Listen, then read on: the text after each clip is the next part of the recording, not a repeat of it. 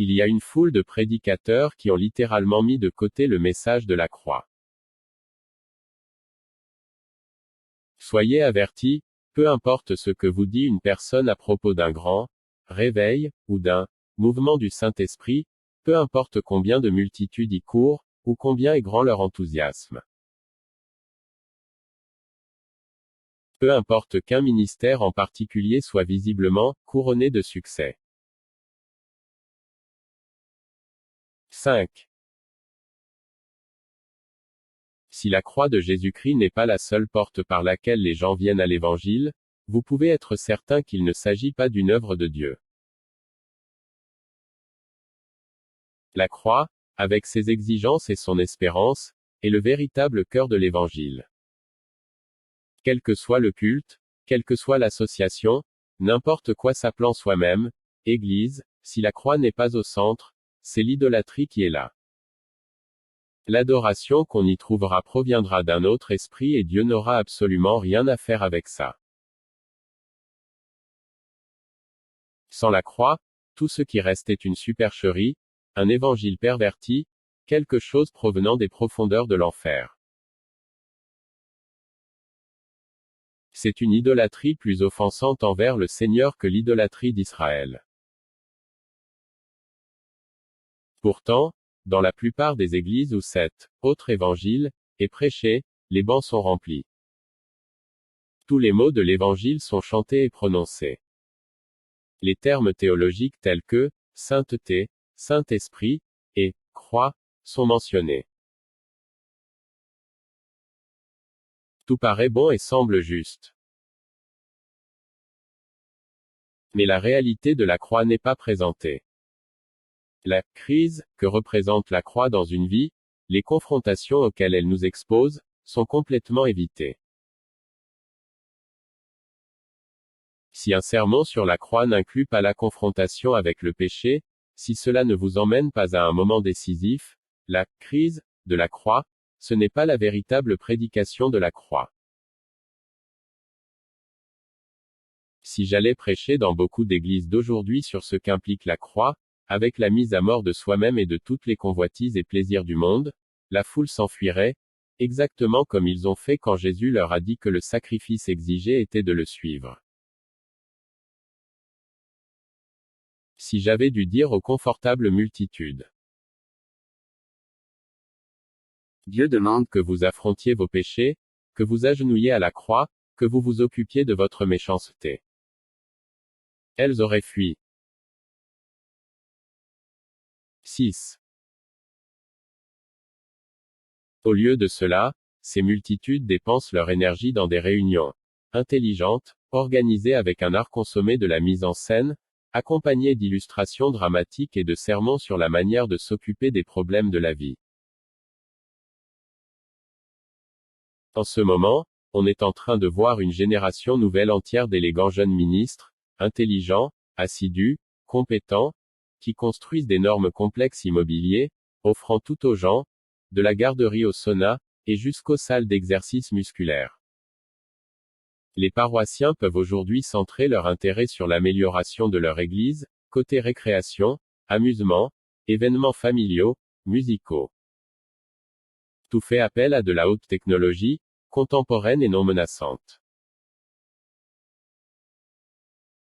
Je crois que Dieu ne porte pas beaucoup d'estime à ces tentatives bien superficielles pour attirer des âmes, au moyen d'attractions modernes.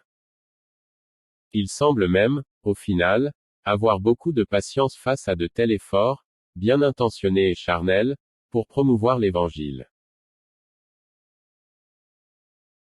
Mais les ministres de ces églises connaîtront des problèmes s'ils refusent d'avertir les gens d'abandonner leurs péchés. Jérémie s'est lamenté. Il fortifie les mains des méchants, afin qu'aucun ne revienne de sa méchanceté. Jer 23h14. S'il avait assisté à mon conseil, ils auraient dû faire entendre mes paroles à mon peuple, et les faire revenir de leur mauvaise voie, de la méchanceté de leurs actions. Verset 22. Je dis à de tels ministres. Revenez à la prédication de la croix, ou bien le sang des gens sera sur vos mains. La seule chose que Dieu n'acceptera jamais, c'est l'abandon de la prédication de la croix. Jésus dit. Et moi, quand j'aurai été élevé de la terre, j'attirerai tous les hommes à moi. JN midi 32. 7. Élévation de la terre, que Jésus-Christ mentionne et sa crucifixion. Il a été élevé sur la croix devant le monde entier. Une image de son grand sacrifice pour nos péchés. Dieu s'est abaissé, a jeté son regard sur un monde de gens malades de leurs péchés, liés dans leur prison, maison de crainte et de désespoir, des gens pleins de doutes, sans paix, sans espoir ni repos, tâtonnant dans le noir et dans la confusion. Et il a envoyé son propre Fils. Ainsi, Jésus est venu sur la terre, endossant la faiblesse physique des êtres de chair, et a dit à tous ceux qui voulaient écouter. Venez à moi, vous tous qui êtes fatigués et chargés, et je vous donnerai du repos. Matthieu 11h28. 7. C'est l'invitation de la croix, c'est un appel à chaque âme qui est malade de ses péchés. Jésus appelait tous ceux qui étaient lassés du mensonge, de la tricherie, de l'adultère, la dépression. Il disait. Je sais que vous êtes fatigués de traîner partout vos chaînes, fatigués des nuits sans sommeil. Oui, le péché est un tyran. Venez à moi maintenant avec tous vos lourds fardeaux. Il n'y a pas d'autre chemin que par ma croix. Jésus mourut sur la croix non seulement pour pardonner les péchés, mais pour casser son épuisante puissance sur nous.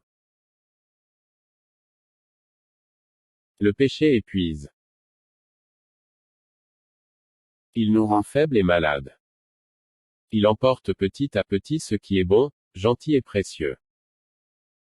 Il endurcit le cœur, détruisant la paix et entraînant la culpabilité, la mauvaise conscience et la honte. Il détruit les pensées de l'esprit, affaiblissant et noircissant l'âme, il amène la crainte. Il mène au scandale, disperse les familles, endurcit les enfants. Et il mène à la mort. Mais le pire de tout. Le péché coupe toute communion avec Dieu. À environ 5 pâtés de maison de l'église de Times Square, il y a une longue avenue de magasins pornographiques.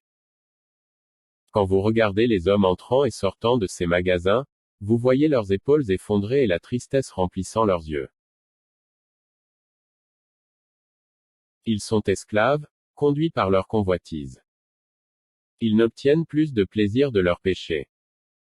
Ils sont écrasés, malades de péché, désespérés, sans espoir.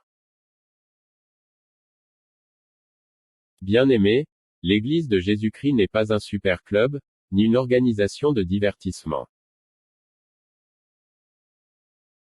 C'est un hôpital pour âmes malades du péché. 8. Quand ces hôpitaux ne sont pas organisés pour les âmes soit confrontées avec la croix, ils sont un blasphème contre Dieu. Je me rends compte que je lance des accusations très sérieuses en disant que beaucoup de ministres se sont débarrassés de la croix, que des multitudes de chrétiens sont en adoration dans des églises méchamment idolâtres, que beaucoup de chairs sont remplies d'hommes qui sont d'habiles agents de l'ennemi. À présent, vous pourriez demander. Que voulez-vous dire en disant qu'ils ont fait disparaître la croix? Je ne veux pas dire que ces ministres ne se réfèrent plus au Jésus historique et à sa réelle crucifixion. Mais le fait est qu'il est possible de prêcher des sermons brillants à propos de la croix de Christ, en donnant des détails pleins de vie. De parler de sa souffrance, du sang s'écoulant de son côté percé, et de le faire en larmes, tendrement et amoureusement. et néanmoins ne pas être pour autant en train de prêcher la croix. Toutes ces magnifiques, merveilleuses choses peuvent être dites par des anges de lumière. Il y a des années, j'écoutais un sermon fait par un homme agnostique qui s'occupait des plus grandes églises, ici, dans la ville de New York. Il a écrit une collection de livres sur Jésus. 9. Personne ne parlait mieux que lui sur l'humanité, l'amabilité et la bonté de ce prophète Jésus, comme il l'appelait. Mais il ne connaissait pas Jésus. Pour lui, Jésus n'était pas Dieu. S'il n'y a pas de confrontation avec la croix, si ses exigences ne sont pas mentionnées, si les crises qu'elle doit immanquablement provoquer ne sont jamais prêchées, alors, ce n'est pas la prédication de la croix. Voyez-vous, la croix est essentiellement une confrontation avec le style de vie pécheur de l'homme. C'est pourquoi, chaque personne qui reste en paix malgré ses péchés, face à la croix, offense Dieu. Il peut toujours proclamer, Jésus a tout payé. Maintenant, j'ai la paix. Même si je continue à marcher selon l'entêtement de mon cœur, je peux me réjouir. Non. C'est une fausse paix. Une paix maudite. Cette personne a été trompée si elle a cru que son péché était couvert par le sang, même si elle refusait de l'abandonner.